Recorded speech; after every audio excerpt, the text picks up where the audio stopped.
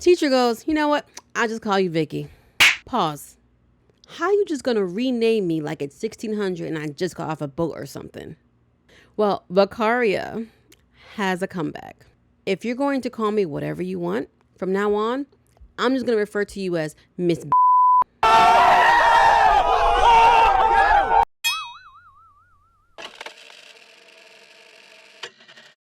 Hey guys, my name is Lisa M. Waring, and this is Real Talk, a podcast where I discuss movies and TV more extensively and how art imitates life, imitates art. Spooky season is indeed upon us, and I'm going to be checking out some scary films. I will also be posting a poll later this month that'll give you guys a chance to decide what one of the movies I watch will be. So look out for that. We are continuing our theme with the 2023 fantasy horror film, The Angry Black Girl and Her Monster.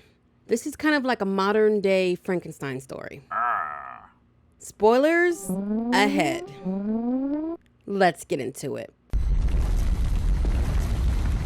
A young guy is chasing after some guys and gets shot by them. He falls to the ground, dead. This is Chris. Well, this was Chris. A teenage girl stands over him. This is his sister, Vicaria. She drags his body off frame, and we hear a voiceover of her saying, "Death is a disease." She says she heard her mother's heart stop when she was just 8 years old. She was outside, and her mother was holding her, and a stray bullet hit her.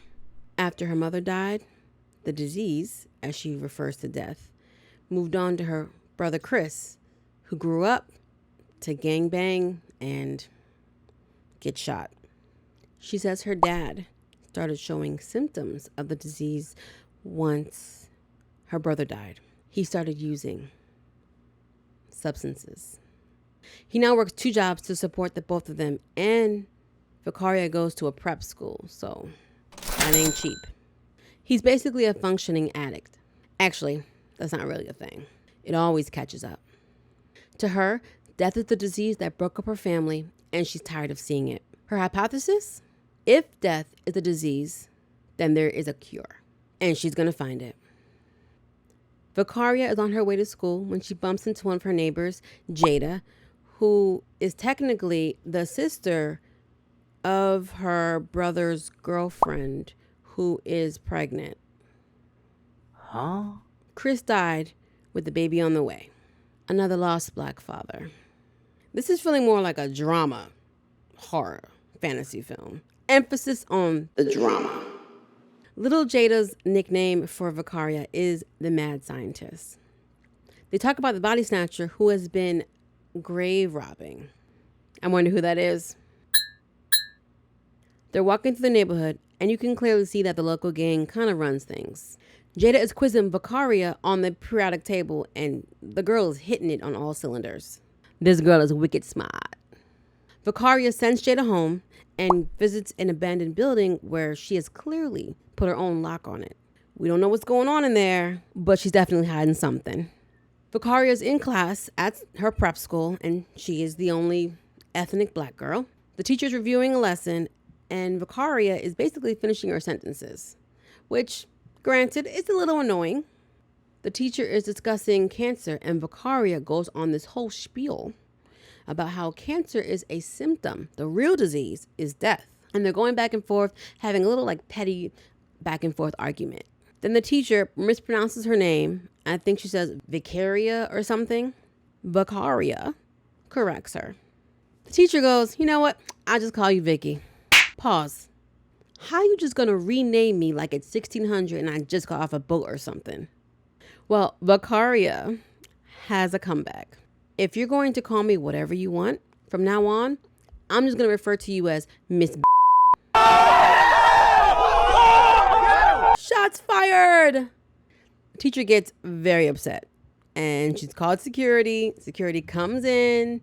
She's like, get her out of my class. Vicaria doesn't want to leave her seat. So the security guard makes her leave her seat by force, like excessive force. Throws her to the ground, cracks her glasses lens, and handcuffs her in the middle of class. Where does she go to school? Shawshank? Her dad gets called in for a meeting with the teacher. Your daughter has a very disturbing obsession. What obsession? And he reads her for filth. He supports and encourages his daughter to think outside the box. What you need to do, ma'am, is to teach. That's your job. And the security better not touch his daughter again. I know that's right. We finally see her working in her lab, and I kind of want to unsee it. She's dissecting and sewing together pieces of skin. She's really getting into it, like kind of enjoying it. Like she even has a little bit of a mad scientist type of laugh as she's exploring and cutting the different parts of the body. I'm a little disturbed. You see that she's adding new skin to her brother's decomposing body. That night she's home and she hears shooting outside. She ducks for cover, the police arrive, and she goes out to investigate. She comes upon the paramedics trying to revive little Jerome, a boy from around the neighborhood that she knows. I mean, he's got to be like, what, 10 maybe? 11? They're using the defibrillators to pump his heart. And it seems like he's going to come through, but then he's gone. She watches him pass away. This lights a fire under Vicaria, and she returns to her lab more determined to defeat death. She has all kind of makeshift contraptions and tools in her shop, and she's putting it all together, connects the cables to, I guess, the main power source to the whole neighborhood, and flips the switch. Chris has revived back to life. He reaches out and touches her arm, which leaves some burn marks later. But he wasn't intentionally trying to hurt her. She guides him out into the street where they run into Curtis, another member of the gang. He freaks out and pulls out a gun on both of them. And Zombie Chris does not like that. He reaches out and strangles Curtis to near death, which scares Vicaria, and she runs back to her lab. Zombie Chris returns back to the lab, and she locks him inside the building and returns home. The next morning, she is scooped up by a couple of the gang members and brought to the leader, Kango. They want the details on their fallen comrade, Curtis. They know she knows something. But Vicaria ain't no snitch. But see, now me and you, we got a problem. Because you know you done f***ed up, right? She now has to work for them. Vicaria is at Jada and Aisha's house. So Aisha is Jada's sister, and Aisha is also Chris's girlfriend, who is pregnant. Just want to make sure that you guys are following that. Jada starts talking about her imaginary friend, Chris, which gets Vicaria's attention. Vicaria questions about him and who he is, and Jada's like, yeah, we talk. And she points to a hole in the wall. The hole leads into the next door abandoned apartment. But before Vicaria gets a chance to go check it out, Jamal, one of the gang members, scoops her up. I do not like this dude, okay? He overly aggressive for no reason. And he slapped her like she little. Relax. Kango tells Jamal to follow her. So Jamal follows her to where she goes to the abandoned house to look for her zombie brother, Chris. Chris attacks Jamal, scares Vicaria. She screams, distracting Chris, so Jamal survives. But he's got burn marks on his neck. Vicaria is terrified of zombie Chris, and she locks herself in her house. The next day, Vicaria and Donald, by the way, her dad's name is Donald, go over to Jada, Aisha, Freeman, and their mother and eat dinner. The thing that connects these two families together is the unborn child in Aisha's belly. They start talking about the system, culture, etc. They end up enjoying their dinner and having a nice family moment. While Vicaria is out of the house, her dad, Donald, comes home and finds zombie Chris in his old room. He is so happy and elated to see him until Chris turns and he sees his face and he realizes, whoa, you're not Chris. I don't know what you are. Chris doesn't respond well to this, and he ends up killing his dad with his hands, leaving burn marks on his neck. Vicaria goes to see Kango, the gang leader, and says, I'm done. I'm out. Jamal gets a call from the hospital telling him that their boy Curtis, he ain't make it, bruh. Well, somebody's got to pay. And Jamal is out for blood, and he wants it to be Vicaria's. Kango steps in, tells him, no, leave her alone. We're not doing this.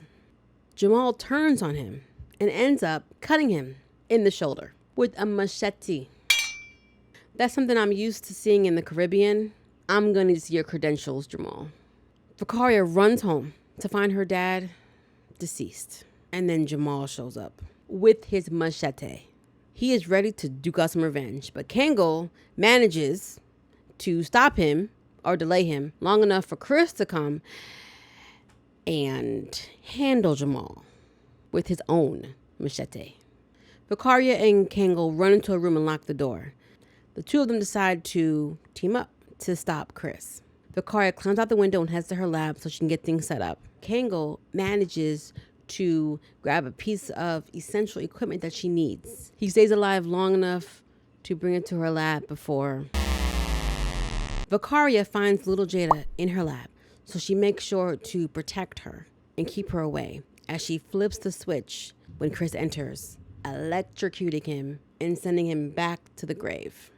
He's gone. Now let's talk about that blood all over Jada. Turns out it ain't even hers. Chris had gone back to her house to embrace his family, but they didn't recognize him. And he lost control, murked everybody but Jada. Jada takes her back to the house where she sees for herself what Chris has done. But Jada isn't fazed. She's like, just bring them back like you did Chris. But Chris didn't really come back. He came back different. But then Jada makes her realize that everyone here is freshly deceased. So she takes Aisha's body back to the lab, and her and Jada flip the switch and bring Aisha back. She asks her a couple questions. What's your name? Do you know where you are? Just to make sure that it was really her. And after she confirms that Aisha is back as her old self, they celebrate. And she brought back the baby in her belly who starts kicking. Aisha goes, hey, where's the rest of our family?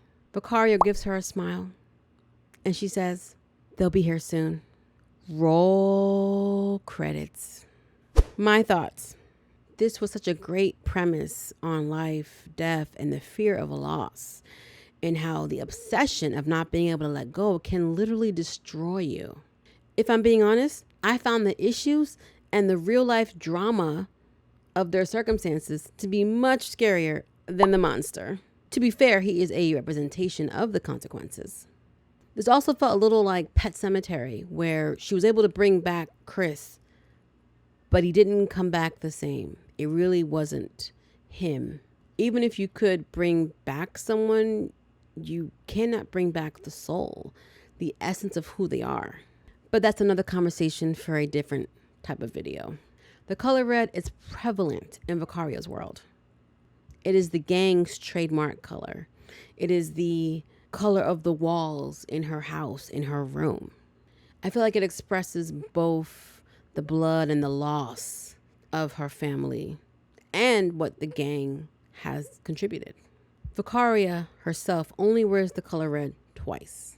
Once in the beginning when she was standing over her brother's body, and the second time is when she's brought to Kango's house and she's wearing a red Hawaiian shirt. This is when they force her to literally start working for them. It symbolizes her role now in the death cycle. Every time a member of the gang loses someone, they tie a red bandana around the pole to commemorate their fallen friend. When Jamal grabs Vicaria to bring her back to Kango's house, he is literally wearing a shirt that says in loving memory of Jerome with a picture of the little boy that died right in front of Vicaria. He had literally just joined up with the gang and did not make it to see his next birthday. This reality, as horrible as it seems, is the norm for them. Let's talk about this disrespectful teacher. The teacher doesn't even want to take the time or the effort to properly know her name or how to say her name. She is not important to her in that aspect. And then going to tell her, I'll just call you a different name. That's not how that works. Now, if they agreed that, oh, you can just call me Vicky, that's one thing. But you opt in to change her name to suit you? Get out of here.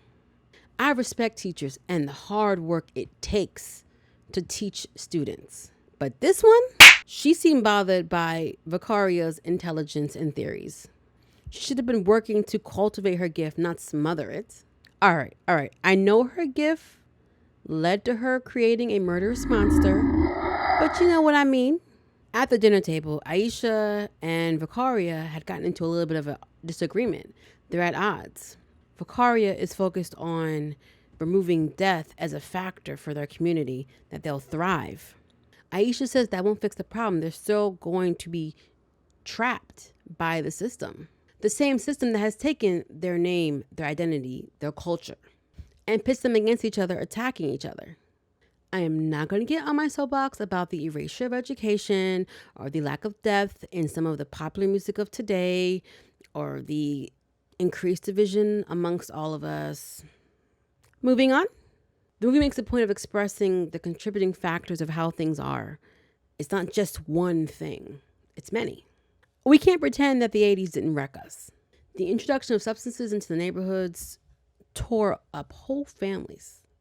We are still feeling the effects today. I've lost close ones to it. As Zombie Chris, at the end, takes his last recycled breath, I guess you could say, before he finally returns back to the grave, Jada asks what happened to him. Vicaria says they called him a monster, so he saw himself as one. He believed it. Every time Chris has flipped out in the movie and murked somebody, it is because they haven't embraced him or have seen him as a monster or treated him as such. You treat me like a beast and I'll react like one. Have we not seen it? Perception is not always reality, but many times it's treated as such. I know this was a heavy one, guys. A drama, horror, fantasy film. Emphasis on the drama. With all that being said, how do you guys feel about the movie? Do you like it? If you haven't seen it, are you interested in seeing it now? I know I didn't cover everything, but that's what the comment section is for. Let's talk about it. If you enjoyed hanging out with me, please hit that like button, subscribe, and ring that notification bell so you can always stay up to date on what's going on. Like the poll that I'm going to be putting out later on this month that lets you vote on one of the scary movies that I watch. We're also on Spotify, Amazon, IHeart Radio, and wherever you listen to your podcasts. Links are in the description. We've got more scary movies to come. See you guys next week. Later!